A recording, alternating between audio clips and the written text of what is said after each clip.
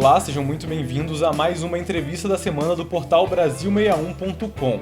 Hoje você acompanha uma entrevista exclusiva com o presidente da Associação das Autoridades de Registro do Brasil, Edmar Araújo. Essa e outras entrevistas você encontra no canal do YouTube do Brasil61.com e também nas nossas redes sociais. Não se esqueça de curtir, comentar e compartilhar o vídeo. Presidente Edmar, muito obrigado por nos receber. Prazer é meu, Daniel, a Agência 61. É uma satisfação poder vir aqui falar da certificação digital e de toda essa transformação digital que está acontecendo no mundo e também no Brasil, muito impulsionada, evidentemente, pela Covid-19, pela necessidade que a gente tem de manter esse isolamento social. Prazer estar aqui, muito obrigado pelo convite. Presidente, com essa pandemia do novo coronavírus, muitos órgãos públicos, tiveram que adaptar o seu funcionamento para conseguir funcionar pela internet, Isso pode ser considerado um bom legado desse momento? É uma coisa que vai ficar para depois? Eu acredito que seja um legado, não necessariamente da Covid-19, mas um legado de um trabalho que já é feito no Brasil há bastante tempo. Eu acho que a nossa ética, a nossa ética de momento, nos levou a essa necessidade de acelerar esse processo de transformação e fazer com que as pessoas pudessem ser atendidas também pela internet, como elas são atendidas nos balcões dos órgãos, das entidades públicas. Eu acho que veio para ficar, o brasileiro acredita e confia em tecnologia, nós temos dados aí que há mais celulares do que pessoas no Brasil, então eu acho que é um legado super importante de transformação digital e que daqui para frente a tendência é que a relação entre o Estado e o contribuinte seja cada vez mais digital. Uhum. E, assim, uma pesquisa recente mostrou que 7,2 mil unidades, 7.200 unidades básicas de saúde não têm acesso à internet ainda, Na visão do senhor, como que a gente pode fazer para garantir que esses serviços públicos, principalmente nas áreas isoladas, nos municípios pequenos, que eles tenham acesso, tenham ligação com a internet? Bom, é muito importante que a gente fale também da área da saúde e de como a tecnologia pode melhorar a vida das pessoas. Quando a gente tem um país com 7.200 unidades de pronto atendimento que não tem acesso à internet, a gente está diante de um desafio que hoje pode ser superado com a tecnologia que existe. Um tempo, a gente precisava de cabeamento para fazer a internet chegar em determinados lugares. Hoje, graças à tecnologia via satélite, a internet pode ser transmitida sem qualquer necessidade de cabeamento. Então, eu acredito, primeiro, que deve haver uma política pública voltada para atender não somente essas unidades de saúde, mas a localidade onde elas estão, porque as pessoas também precisariam de internet para interagir com o serviço de saúde nessas localidades. E depois, porque o prontuário eletrônico do paciente ele é muito mais seguro do que o prontuário em papel. A gente sabe que prontuários carregam informações muito importantes da nossa vida e algumas muito sensíveis, como resultados de exames, laudos que apontam ou não para uma doença. Então, além de a gente pensar na inclusão digital dessas unidades, garantindo que elas tenham acesso à internet, a gente também tem que pensar numa tecnologia que usa a internet, evidentemente, para garantir a segurança das informações médicas que são transacionadas e que se dê à população a certeza de que apenas os interessados têm acesso a essas informações. Uhum. Você estava falando aí de como a internet é mais segura para a informação, A informação não se perde ou se perde com mais dificuldade estando na internet. A gente lembra daqueles casos em que tem cartórios que às vezes tem um incêndio e muita informação ali é perdida, A internet é uma chance de evitar essas perdas? Eu diria que a internet é o caminho, eu diria que é o ambiente onde a gente pode fazer essas coisas. Mas veja, todo sistema inteligente, ele tem uma área, ele foi projetado com um backup offline, exatamente para estar livre de ataques e possível, enfim, acesso indevido, Então, às vezes a pessoa tem o receio de ter um sistema e alguém invadir o sistema e mudar informações desse sistema. A gente sabe que nesse mundo não existe sistema 100% seguro, mas já há práticas e técnicas bastante avançadas de garantir essa segurança. A internet, sem dúvidas alguma, é o caminho que a gente deveria percorrer para conectar pessoas e governo em todas as esferas, seja a União, os estados, os municípios ou o Distrito Federal. Eu também entendo que as pessoas poderiam, ao invés de acordar cedo, de madrugada, e ir para uma fila da unidade básica de saúde, elas poderiam, por exemplo, agendar aquela consulta ou atender aquele encaminhamento do médico que a orientou a procurar aquela especialidade, para que as pessoas pudessem economizar tempo, recursos e, evidentemente, ter maior conveniência. É muito melhor conseguir um atendimento pela tela do telefone dentro de casa do que acordar de madrugada e ir para a fila de um postinho de saúde e tentar uma senha para ser atendido, sabe-se lá quando. Com certeza. Para esses serviços serem oferecidos pela internet, tudo isso depende daquela certificação digital, né? Eu queria que o senhor falasse um pouquinho sobre o que é a certificação digital e como que ela pode ajudar o poder público, o cidadão, a implementar esse sistema e ajudar a evitar falhas, né? Perfeito. Nós temos no Congresso uma medida provisória 983 que cria 2 novos tipos de assinaturas digitais que são produzidas com certificado digital. É muito importante estabelecer essa diferença. A assinatura digital é a minha manifestação de vontade em meios digitais, que eu faço a partir do meu certificado digital, e o certificado digital é uma espécie de documento de identidade eletrônico que eu posso utilizar em diversas instâncias digitais. Então, nós temos a certificação digital simples, a avançada e a qualificada. De maneira geral, a gente entende que o cidadão poderia ter uma certificação digital simples, aquela que ele mesmo pode entrar nos sistemas de governo e adquirir para conseguir um agendamento de uma consulta, para anexar documentos, enfim, eu diria ele possa utilizar uma certificação mais simples e provavelmente, se não de graça, muito barata, para fazer esse trâmite Ele poderia ter uma assinatura digital muito mais em conta, se não de graça, para realizar transações mais simples com o Estado. Às vezes, o cidadão precisa de um pouquinho mais de segurança, então a gente tem que elevar o nível de segurança desse certificado digital. Ele, por exemplo, poderia baixar o resultado de um exame ao invés de ter que ir buscar esse resultado de exame. Ele poderia fazer isso como os laboratórios do país, muitos já fazem nossos exames de sangue.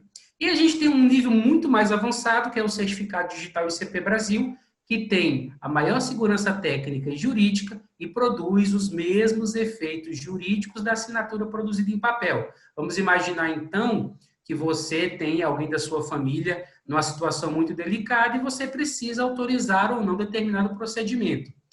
Esse procedimento, hoje, ele é feito de maneira presencial, mas o certificado digital ICP Brasil pode fazer com que a pessoa autorize um procedimento à distância, sensível, e aquela assinatura produzida em meio digital tem os mesmos efeitos daquela assinatura produzida na presença de um terceiro e também aquela registrada em reconhecida, autenticada em cartório.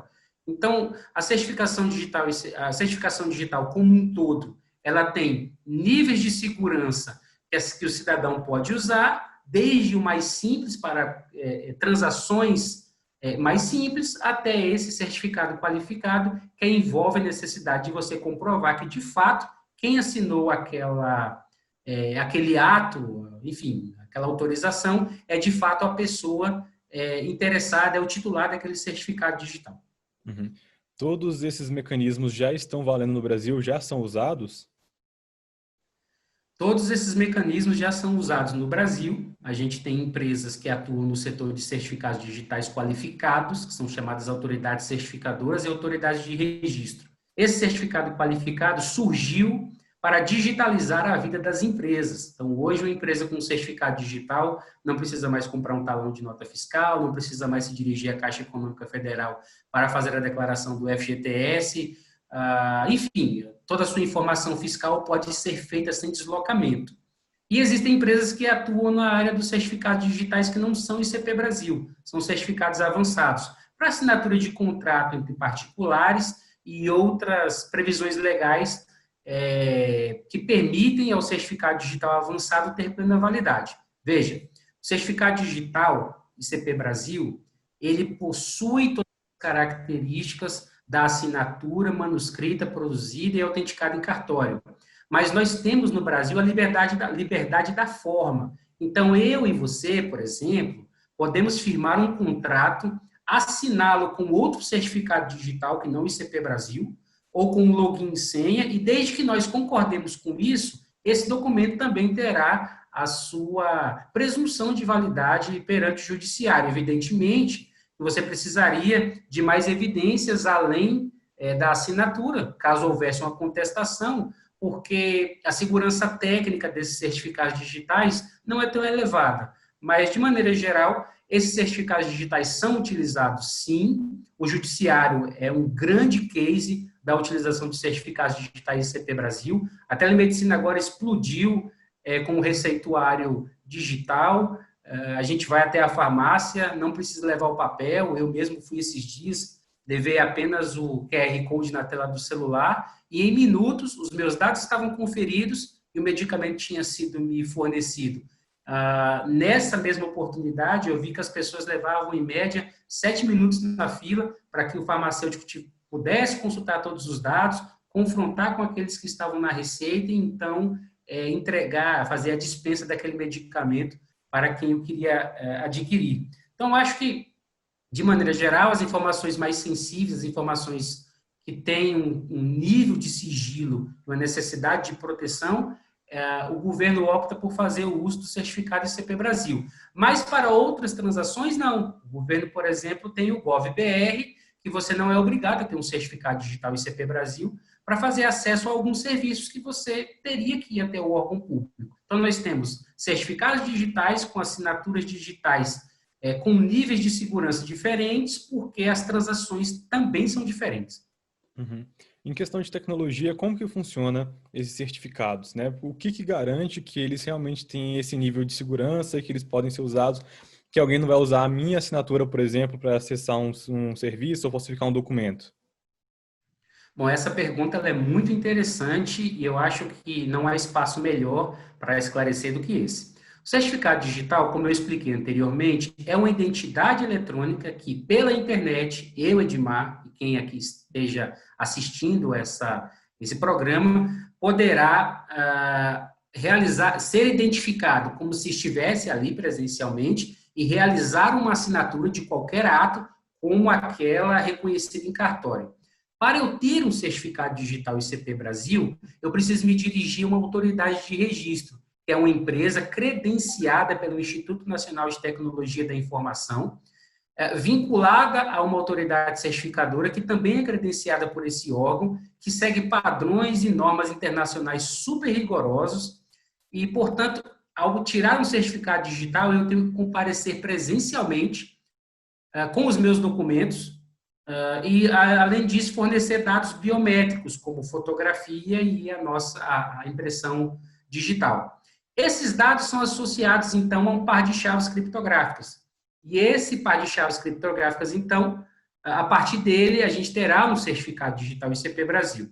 Então, eu tenho presunção de que o certificado digital emitido para aquela pessoa foi emitido para aquela pessoa na presença dela e todos os dados que ela declarou eu consegui confirmar em alguma base confiável. Hoje, por exemplo, ao emitir um certificado digital, você pode usar a sua CNH digital. A CNH digital tem um serviço gratuito de consulta daquele cadastro para a gente saber se aquela pessoa que está diante de nós é, de fato, quem ela diz ser. Então, com esse certificado digital emitido de forma personalíssima, a presunção de validade jurídica ela é muito elevada e a gente tem um alto grau de aceitação dos órgãos e entidades públicas em relação ao uso do certificado digital, porque em algum momento aquela pessoa se apresentou presencialmente ou por videoconferência, como a gente está fazendo aqui, entregou os seus documentos e teve associado, então, aos seus documentos, aos seus dados biográficos e biométricos, um par de chaves criptográficas. Esse, basicamente, é o processo que garante a segurança e a acurácia da assinatura digital ICP Brasil. Uhum, entendi. E o que o Brasil ainda pode avançar nessa área? O que está à frente da gente? A ONU acabou de publicar um estudo sobre governo eletrônico. O Brasil aparece na posição número 20 de 193 nações. Eu acho que é um resultado muito bom, muito expressivo. Eu acho que nós temos iniciativas muito interessantes no governo. A Secretaria de Governo Digital tem feito, sim, um trabalho muito sério na condução dessa transformação digital em nível de governo. Nós também temos o Instituto Nacional de Tecnologia da Informação, responsável por todo esse sistema nacional de certificação digital, ou seja, é quem estuda as melhores práticas o tempo todo para nos garantir a plena execução e fiscalização dessa certificação digital que a gente está falando aqui. Eu acho que há muito a avançar em muitas áreas. Vou te dar um exemplo. O Ministério da Saúde poderia ter um aplicativo e as unidades do Brasil, por exemplo, poderiam adotar esse aplicativo para evitar filas. Estou dando um exemplo pequeno aqui. As farmácias poderiam evitar a receita em papel e só aceitar aquela receita digital, porque além da economia de recursos, você tem uma maior certeza de que aquela pessoa não comprou uma receita médica produzida pela pessoa que trabalha na clínica, mas que necessariamente não é um profissional habilitado para fazer aquilo. Então, o Brasil tem muito a avançar em todas essas áreas sensíveis, mas eu destaco uma. Eu acho que, em termos de e-commerce, nós estamos engatinhando ainda. É um mercado extremamente promissor, em ascensão, as pessoas gostam de comprar pela internet, veem vantagem em não ter que sair de casa para comprar uma camisa, um tênis, ou mesmo antecipar uma compra para ter mais conveniência, como é o caso dos ingressos. Então, eu particularmente acho que a gente tem muito a avançar. O e-commerce é, sem dúvida alguma, o grande local de ascensão, terá, sem dúvida alguma, uma escala exponencial se a gente mantiver essa transformação digital, especialmente pela indução do governo ao uso desses serviços. Diria para você, o e-commerce, sem dúvida alguma, tem muito a fazer na identificação das pessoas que fazem transação, porque ao passo que o e-commerce é um sucesso de uso, de aceitação, ele também tem problemas de identificação. A gente lê todos os dias na internet pessoas que tiveram seus dados roubados e foram lesadas porque alguém usou seus dados para fazer um cartão de crédito, para fazer uma compra pela internet. Então, ao passo que é mais conveniente, isso exige também medidas de segurança mais elevadas. O certificado digital ICP Brasil poderia, por exemplo, ser utilizado numa compra online, porque existe a presunção do vendedor de que eu sou eu de verdade. Entendi. Aproveitando que você falou nesse tema, o Banco Central anunciou para esse ano ainda aquela plataforma de pagamentos, a Pix, né? Que vai funcionar de uma forma parecida do que o PicPay, né? E outras empresas que atuam assim, tem o QR Code, você aponta a câmera e faz o pagamento. Como que o senhor avalia essa iniciativa? Acha que é mais um passo para essa transferência dos procedimentos para essa área digital?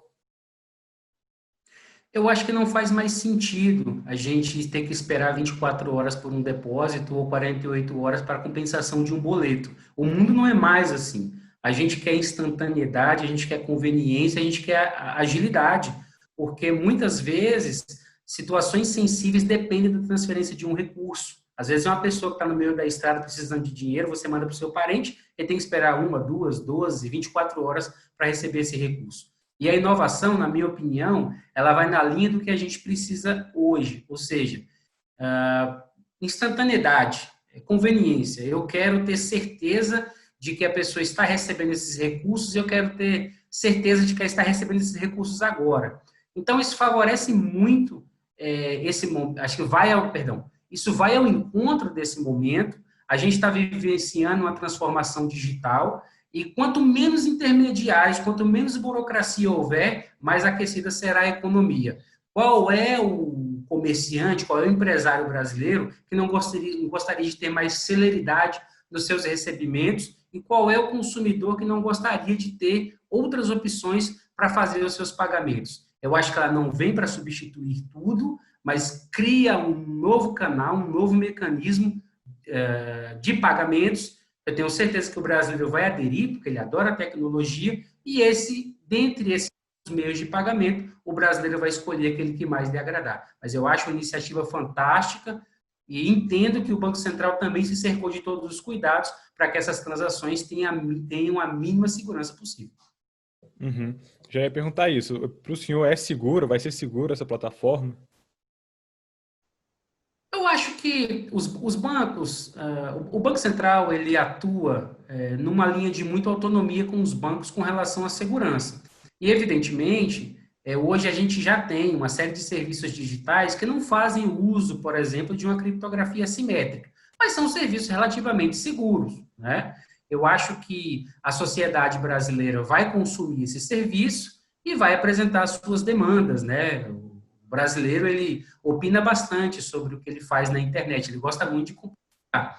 Então, já há mecanismos quase que em tempo real para que as entidades que adotem esse mecanismo saibam se está dando certo, se está dando errado, o que é que tem que fazer para melhorar a segurança. Eu acredito que é um bom projeto, eu acredito que seja revestido da melhor segurança e resta ver aí se, assim como as fintechs surgiram, também era uma dúvida, e hoje são entes consolidados do sistema financeiro nacional, resta saber qual será o acolhimento da sociedade e que demandas de segurança a gente terá a partir do uso desse novo mecanismo de pagamento.